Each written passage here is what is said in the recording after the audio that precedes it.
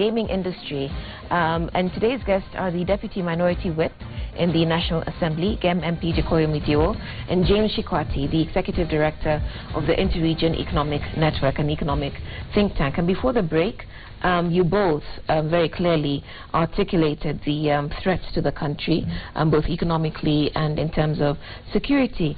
So, you know, going forward, so looking ahead now, Mr. Midiwo, you said if this doesn't work in Parliament, you'll go to the courts. But how much regulation are we looking at? You're looking at a lot of regulation, which must happen. Assume, first of all, begin from a position that there's no law to regulate this new phenomenon. Online gaming. So, online gaming. And we must look about how do we do disclosure, how much money are these people touching, and how are they supposed to touch it? How much does the state, for example, which bank is it supposed to go to? How many people get a payout? How do you know what percentage that is paid? This proceeds, is there any country, we have to look at, is there any country where an individual can make $1 billion shillings and walk away with it and pay somebody 40 million? If that entity is not the state, there are no such scenarios, so we can't allow Kenya. Although, Mheshimiwa, in the betting and lotteries law in Kenya, the one on 2012, there's a whole article on disclosure. And unless now BCLB are not doing their work. Which is the point he's been making. Which is the point I am telling you, that BCLB, we first of all figure out who moved BCLB from the office of the Vice President to internal security. I am telling you, I have seen somebody I know in a hotel, and I asked them directly, what are you doing? He said, we are trying to give these people license. You know, this is a very serious security issue. Well, that issue of full disclosure, how much is the state supposed to get? And between the state and an individual or a foreign company, who is supposed to get what from Kenyan public? Because they are not, it's not like coming to rent your shamba and say we'll only pay you tax, the proceeds is ours. But this guy is taking a citizen, taking money from them and exporting it. The state has a duty. Secondly, we must look about the issue of money laundering. How is this money cleaned? Where is it ending? And who is it to benefit as a recipient? Then we have to look at how to regulate. The way, as it were now, your 2-year-old child can bet, as it were. Because all they need is a phone. A phone and how to operate, know how to operate it. Know how to operate it. And it is happening. So then the state must investigate and help the parents, because there are some things which should be declared illegal even without Parliament talking about it, because somebody must be of age of majority to do certain things. But you cannot, and now when you walk on the streets and there is gambling, there is a slot machine, shouldn't a policeman arrest that person, and under what circumstance? But why would you want to arrest that person with a gambling machine when I can do it on my phone? Exactly. And the thing is so popular. What you are talking about is not like interest. It is where Kenyans will support you. In this case, many Kenyans are gambling with their phones. And they're making money. They're making money, they're winning. Whether it's 2,000 shillings, whether 200 bob, they're getting money. So whatever you're moving now may be very unpopular if we go to the social media. But wasn't alcohol so popular here in Central Province? The state, that is a responsibility of the state must not do popular things. The state must do the right things. Popular across all sectors. Now I'm talking about the incident where it was raided and the dens taken out. It's a similar scenario. I think the state must not do populist things. The state must do right things. And what I'm doing, it cannot be about myself. I am only saying that even talking to parliamentarians since last week, they're actually seeing it the way I'm seeing it. So it's not like there will be a lot of resistance. But I think this debate needs to go out there. And right is right, wrong is wrong. You know, before Kibaki took power, Kenyans, you were seeing feces all over Nairobi. Kibaki took power and Nairobi became clean. Remember Gakuo? It's not that we were being confronted with a scenario where we must accept wrong because the state was asleep. Then Kibaki took power, Gakuo was brought to Nairobi. Nairobi then became a very good, nice place to walk around. James, I'll come to you because we're winding up now. To what extent do you think then that the industry needs to be regulated? Would you agree with Mr. Mudiwo that we confine ourselves to the online gaming industry, if I've understood you correctly, or we just need to do the study you suggested earlier to document the social impact, so we have some hard data? I mean, how do you see regulation? Yeah, basically, it's to appreciate that the industry is here and we cannot run away from that. And the point about the study is really to bring out what are the benefits of this industry, because I'm sure somebody will point out the jobs created in terms of all the companies that are running that. They're employing people as well, and Kenya wants jobs. But at the same time is to look at the negative effects. And I think this country being faced with the terror threats most of the time, you'll notice that whenever Western countries analyze terror threats in Kenya, it's not always about guns and bombs. It's always about loose money in car boots. If you can be driving around with 100 million in your bag and central bank knows nothing about it, nobody knows about it, that becomes a threat in itself. So the point of looking at what are the benefits and what are the threats, and then come up with an institutional structure of how it can operate, so that, as Mheshimiwa says, the state, being the overall manager, if I may say, of the country, needs to be aware of what's going on. Otherwise, if we are in a state where we celebrate an industry and the state has absolutely no idea about what's going on, I think that in itself becomes a big challenge. So as a way forward, I think there's the aspect of campaign awareness, because as Cheche just pointed out, it's popular, yes. There are people making 200, they're making 100. But you see, the same way there's been awareness on drugs.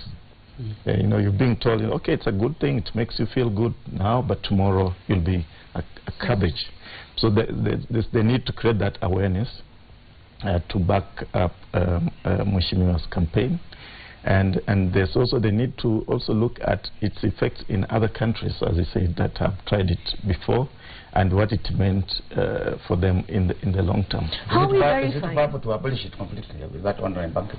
I mean, online gaming. Well, somebody might say call in the kill switch. The kill switch meaning that kill the platform that it operates.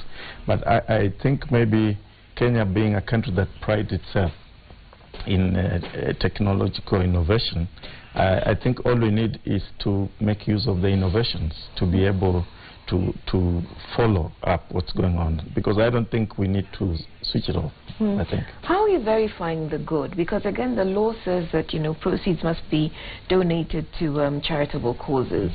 So do you are you concerned by that? I mean, what measures are you putting in place to say, you know, prove to us whom you've been donating to and what, you know, you've done? That is the part of disclosure. that I've told you about. But I think I want to convince James that Mutegi's suggestion must be the top suggestion.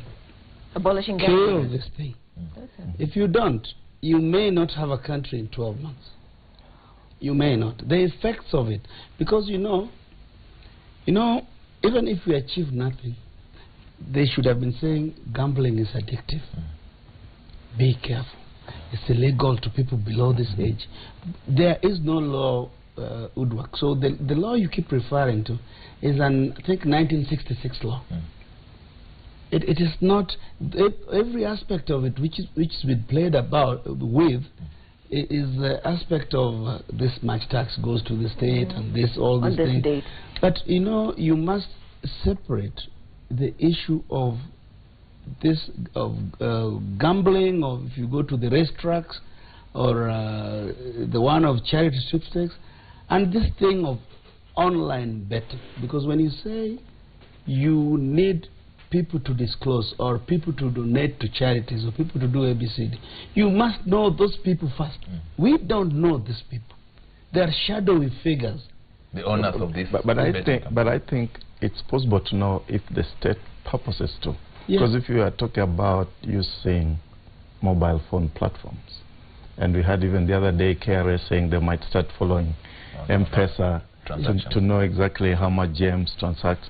I think it's a possibility that we don't necessarily have to kill it, but deploy technology.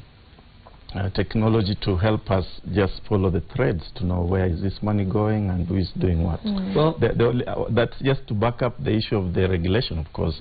Regulation in place, but then how do we track what's going on, maybe as a government or a regulatory agency? So if I get you correctly, Mheshimiwa Jakoyo, you want it killed? I mean, it would be my first option. Because why would... we must answer the question.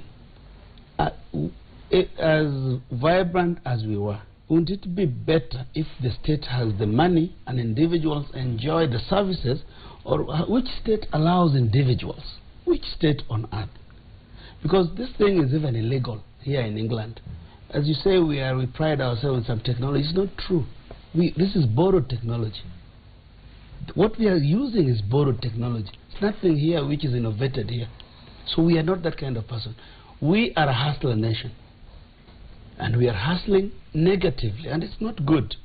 And as a legislator, I'm privileged to use my position correctly to make sure that Kenya, 100 years down the line, is a state that was properly planned. And are you no, we're out of... Are you not when saying that people are going to collapse in a year? That's scaremongering. Surely the government... And so this is your final thought, Mutegi, because I was going to ask you the question, how much regulation do you think we should have? You've already talked about killing the whole thing. Yeah, I think but I'm supporting. It is not useful to anybody, except that man who lost his wife, and then got that with 20 million to whatever, and he's starting... Only that one. Out of that, how many other people lost many things? I think it's useful to about, like, I will quote Mheshimiwa Jakoyo, 2.6% of the people who gamble. It's useful to them.